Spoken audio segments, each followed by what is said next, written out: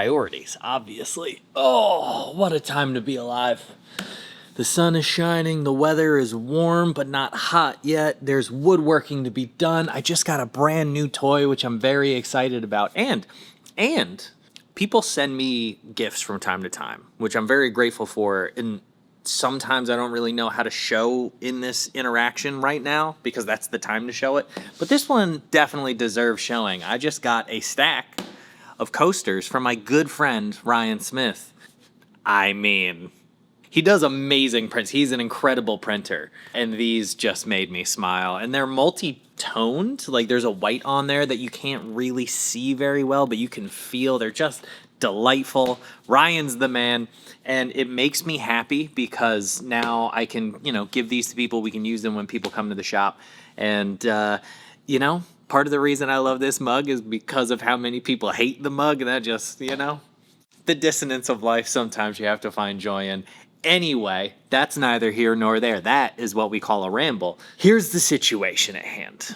I am very, very busy right now. And there's a lot going on, and I don't have a lot of time to focus on the door because the joinery needs to happen next. So I'm going to set that aside for a second and think about doing something else.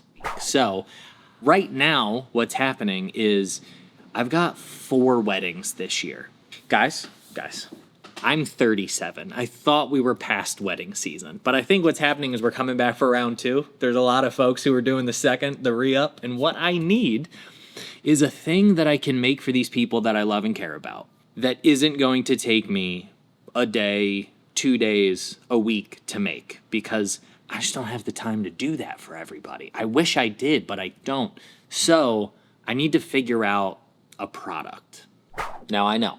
Product is a dirty word. Listen, if you've watched my channel for any length of time, you know that everything takes me 3 to 6 months. And you know what I don't have the luxury of doing is taking 3 to 6 months to make a piece for somebody and not getting paid for it. So I need to scale that down and create a thing that the overwhelming majority of the work can be done in a very efficient manner, and I can add details by hand that still means that I've done something to the object with my own hands that feels like I'm imparting some value to the thing. I know I'm getting into a hierarchy of value, and I don't mean to do that, but also that's kind of where I stand on it. So that's just a personal belief. That's a personal value and viewpoint. So that's what I got to try to do today.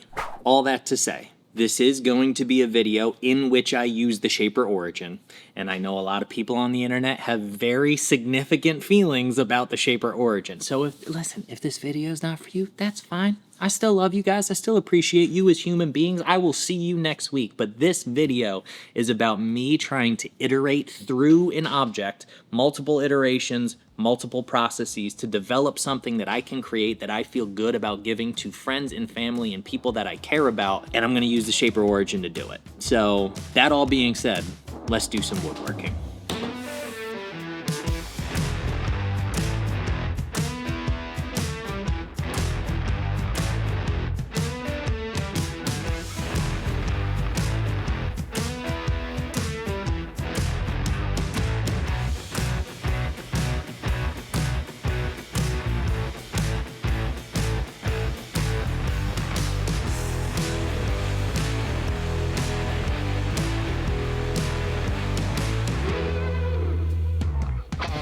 You saw it. You saw the new toy, didn't you? You peeped it. I know you did. And we will talk about that. I'm very excited about it, but we will get to that shortly. For right now, let's focus on the object, the product, the design that I'm developing, because that is really the focus of this series of things I'm doing. So sometimes I say words that, like, even as I'm saying them, I'm like, why didn't I just say the focus of this video? Unnecessary, superfluous verbiage. That's what I do sometimes. That all said, this little box. So, this is a prototype. This is a first iteration, a first generation, if you will. And what my job is now is to look at it and see what's working and what's not. What is working is my aim is to make this feel small, delicate, beautiful. Now, it's not going to look like this out of these materials because they're very bland, but the object itself, if we take the wood out of it, because that shouldn't inform if it's an interesting object, that's a thing that I can imbue in the thing later on. What doesn't work is the lines at the very top. They're too thin, they're too fragile, they don't feel interesting, there's no movement, it feels very stagnant. So I know I want to try to manipulate that line in some way. How? I don't know quite yet. We're going to play around and figure that out. But the other thing I've noticed is immediately it's too deep. It's like maybe I just got big fat man fingers, but like they don't go that far down into this box very well. And if this was larger, and I have essentially a larger version of this in my kitchen as like a spice box, so I keep my salt in one and a bunch of spices in the other, then it works really well because it holds enough material. But at this size, if you're talking about delicate objects like rings and necklaces, this feels too deep. So either the tray has to be shallower or the entire piece needs to be a smaller thickness, which is probably the road I'm going to go down. So that's iteration one. Now, the beautiful thing about iterating in this way with that tool is the time that it takes to do a thing. It took, 10 minutes to knock this out. And while I'm doing that, I can process material for the next pieces. So let's do that. Let's come up with 3 or 4 different iterations and see if we can do something a bit more interesting. So I actually want to start right there if we can, talking about the iterative process and how much time and effort that takes, because I hesitate to call what I'm making a product because I don't want to be unfair to product designers who that's their skill set, is iterating, to go through weeks and months and dozens, if not hundreds of different versions of an object before you come to the best possible solution. That takes a lot of work, and that's not to be kind of shunned or looked down upon because we make one-off objects. They're just different skill sets. And I remember the last time I made what I call a multiples piece, right? To make anywhere between, say, 6 and 100 of a thing. It was these tiny little coffee scoops I made in 2017, 2018, something like that, while I was still teaching. And it took me so long to develop and also create the objects because I was doing it all by hand. And now granted, because I was teaching, it was in the evenings here or there, but I mean, it took me like a week to make 10 coffee scoops. And by the end of it, I was just over it. And had I had the ability to outsource the grunt work to a machine like the Origin, maybe I would have made more when people asked. Do you have any rings on you? Any what? Any rings? Rings. Well, would that be deep enough for a ring box? Oh, Feels plenty big, right? for sure. Yeah. For sure, yeah. Something like that. That's for sure deep enough Right? for rings. For Right. sure, for sure. I mean, not like if they're wearing like giant stones, but for like most.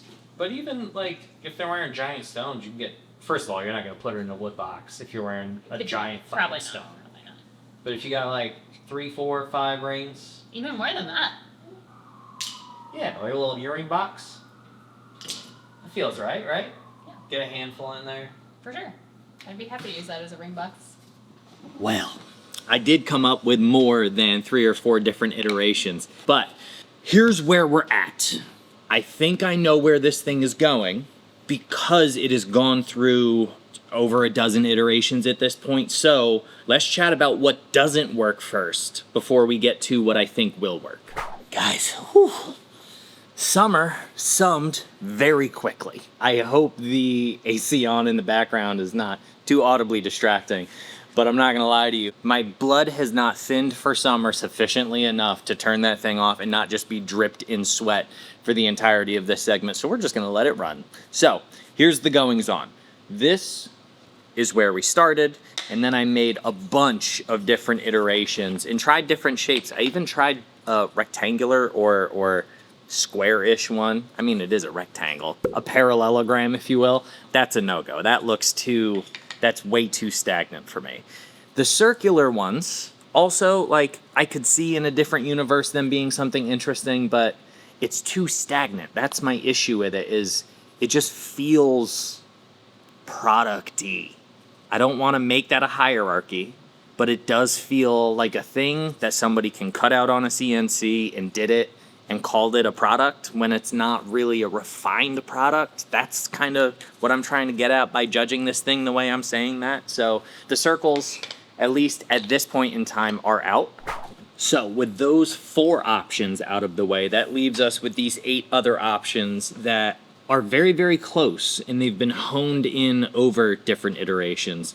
But I think I've gotten to a point where I like one of them the best, and that's what I'm going to lean on. So most of these are just like playing with the line weight, like how the proportions of the overall object, but also the proportion of the line up here to the line out here, and trying to figure out what that relationship is. In something this small and simple, those details become absolutely critical. So this is very close, but it's just a little too small. And this one, the line weight was just a little bit wrong, the proportion between those 2 lines. So this is where you you go through the process and you change things and manipulate things. Now, this is our original, and this, we already talked about that. But when I was milling up the 3rd one of that, it exploded. And what I ended up doing is creating this little infill, and I actually really like this, but there's no way for me to predict what will fail and what won't. So that could be one of those where when it happens, you can adjust, you can make a thing, and then this will become its own situation. So I don't know, we'll see, but that's something to keep in mind. Maybe, I'm sure there will be comments in the comment section about how these forms look similar to Paul's Stadia boxes. My co-host, my dear friend, a good human being, and we've already talked about it. He's already said, hey, I didn't invent the Stadia form, you do you, and also this isn't a Stadia form. They are different, but all that to say, maybe I'll have him do some pyrography on here. That would be fun. So then we come to the first iteration of the things that I think we will use, and then I went ahead and did a walnut version of those just to see what they look like when you're playing with color weight as well as line weight. So let's start with this one. This is so close to exactly what I want. I don't think there's nothing wrong with it. The relationship between the lines on the sides and on the top and bottom, beautiful. The overhang of the lid, beautiful. I'm not sure what the handle looks like just yet, but I think I have an idea. The only issue I have with this one is it's a little on the small side. It will function beautifully, but as a standalone gift, it just it's a little small. We'll see what it looks like when I make it out of a busier material, because that will change how this views. Too much of a busy material, it becomes overwhelming very quickly. So we'll see. I'm still going to make this one. But I think this is the one. It's a little bit longer. It's a 3-to-5 ratio, so it feels really nice. And the interior, now I went ahead and added a little leather in the inside there, a little bit of suede. And I think that's the move. So the relationships, the proportions work really nicely. If I make this out of a nice material and do a little bit of handwork to it, add a little leather on the bottom, figure out what the handle's going to be, that feels like a thing that I would be happy to and proud to give to somebody that I care about. So I think this is where I'm going with it.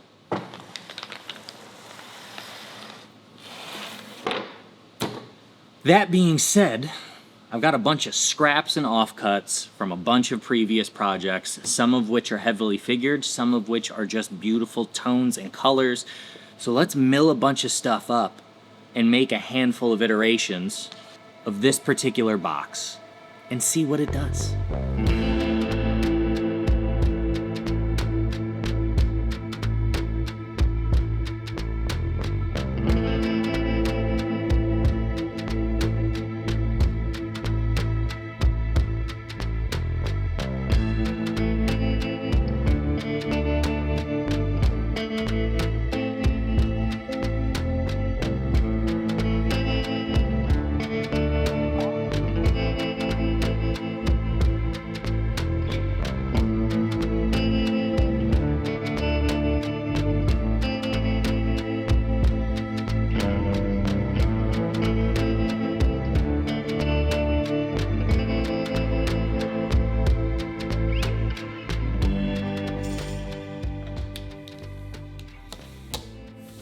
You know what genuinely irritates me?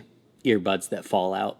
I don't know why it irks me to no end, but all I want, whether I'm in the gym, the shop, or walking around the streets of Philly, are comfortable quality earbuds that stay in. which is why I'm still rocking the everyday earbuds from Raycon, the sponsor of this week's video. The fact that they're all covered in earwax is, I suppose, proof positive that I do actually use them. Raycon's everyday earbuds are the perfect summer accessory, whether you're going hard at the gym, enjoying the sun and taking those work calls outside, or jamming out while barbecuing to your favorite tunes. And Raycon's latest model is better than ever, with a 32-hour battery life and multi-point connectivity that lets you pair with 2 devices at once. Honestly, these have become both my everyday gym earbuds and my go-to meeting earbuds. The active noise cancellation on these things is excellent, helping me to focus on the task at hand and avoid distractions. So if you want comfortable, affordable earbuds that you can wear in the shop every day, go to buyraycon.com/ENCurtis to get 15% off Raycon's best-selling everyday earbuds. And thanks to Raycon for sponsoring this week's video. All right, well, I think now is a good time to actually talk about this thing, so let's dive into that. So, let's start with the first question. What is it? This thing, this setup, this kind of dock-ock situation going on here is called the BenchPilot. This is a new product from Shaper that is not on the market yet. It will be on the market sometime later this summer. I believe August. Don't quote me on that. Check the link in the description. You can check out what's going on over there and what the actual release date will be. But effectively what it is it's an auto drive for the Origin. I do everything that I normally do on the Origin. It's simple, it's intuitive, it's there, and then I clip it into this bracket right here. I just pop it right in here. This machine reads these 3 dominoes on the top of this bracket. It knows that it's in BenchPilot mode, and then I hit go, and it converts all of the files that I've drawn to different cut paths. So it's about as simple as it possibly can be to make this machine fully automated. So the second question is, why am I using it? And that's a totally fair question. First of all, if you don't know, if you're new here, maybe this is your first video. Hey, how you doing? Hello. I hope you're enjoying the channel so far. A delight to have you here. But if you don't know, I've been working with Shaper for a long time. 3-4 years, something like that. They've been a sponsor of this channel. And this machine has become integral to my workflow. Now, where BenchPilot comes into play is I can just take the machine, put it on BenchPilot, get the setup exactly the same way, and let it do the work. And for me, at this point in my career, that's a huge time saver. That's a boon that I want to be able to take advantage of, because as this is cutting the joinery for something, I can be doing something else. Now, I want to take a sidebar for a second, because I did have a conversation with my partner, my fiance, my bride-to-be last night, and she made a really lovely little jewelry box, like a 3-tiered ring box for her best friend as a birthday present, and she did a wonderful job on it. And I asked her last night, if I had had BenchPilot at that point, would she have wanted to take advantage of it? And she said no, because she felt the physical driving, the human mechanics of doing the thing taught her how the machine was working, and she learned a lot more than hitting a button and watching it do the thing. And that is absolutely totally fair. So if you feel that same way, you might feel that same way about the Origin in general, but if you feel that same way about BenchPilot, that's fine. Like, I get that there is a lot of value to people physically being able to do the thing, and that's one of the great things about Origin, is it gives you the benefit of, we'll call it digital accuracy, with the tangible feel of making a thing with your own 2 hands.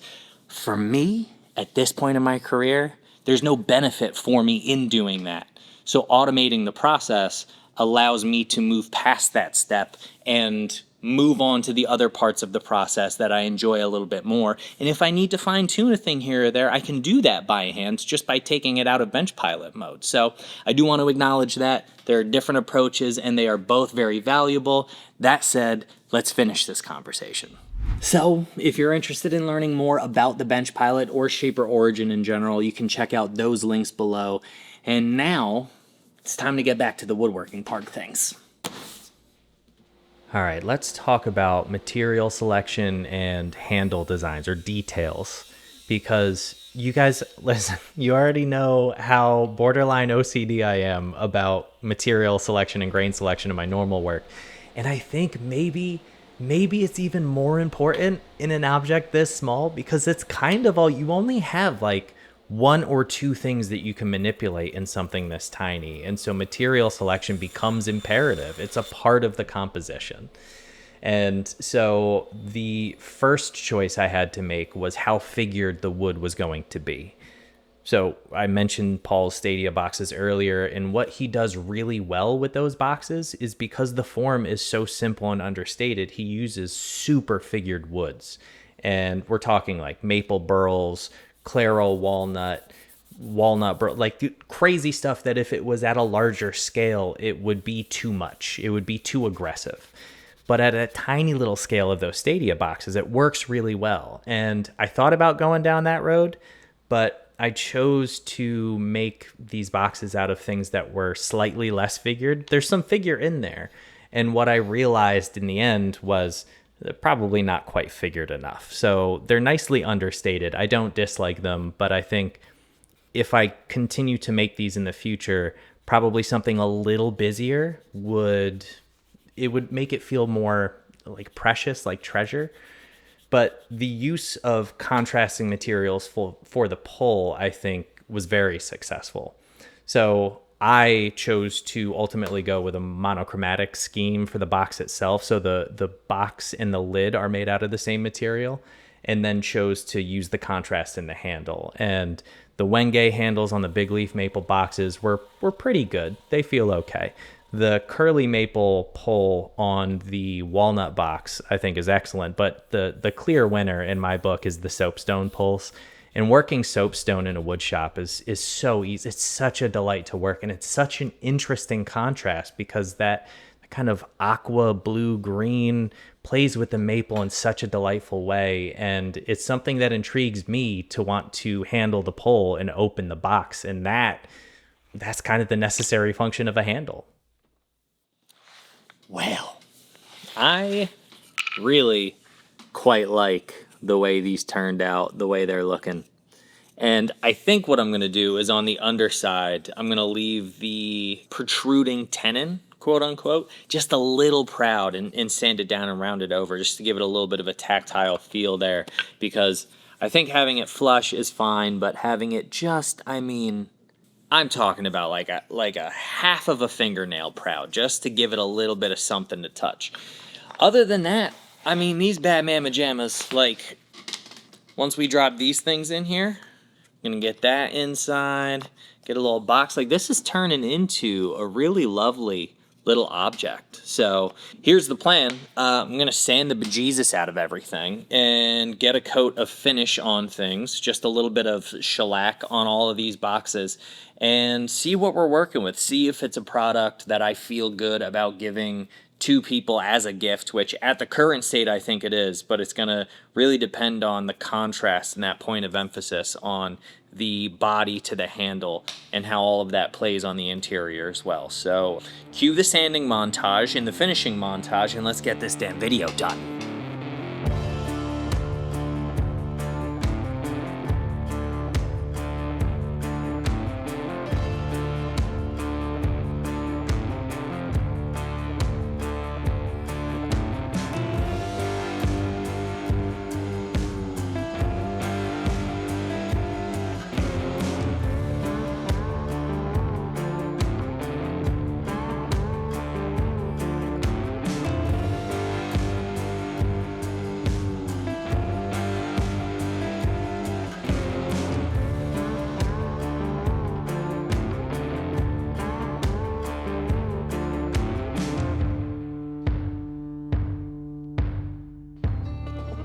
Alright, so I'm going to keep this outro brief because what was supposed to be essentially a half-day project has already morphed into like 3 days worth of work, because that's how woodworking goes, guys. A couple of brief things that I think work really well about this piece and how I could see it evolving in the future. The line weight around the edges of those the box itself in relationship to the lid, lovely. I think that's really nice.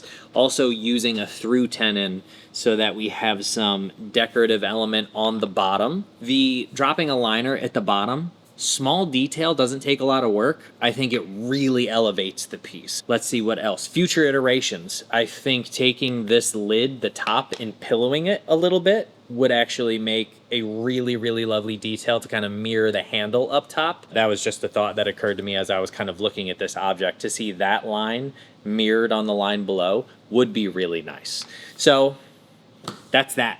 That's small boxes. I hope this was an interesting one for you guys. I know it's very different from what I typically do. However, I think there's value in discussing processes, multiples, and the different ways to think about and approach an object when you're making one versus when you're making 6 or 600. So I think those are valuable conversations to have, and I hope this had some value for you. And if nothing else, you know, make fun of me for the complete inability to say a sentence in a concise way. So I'm gonna get out of here.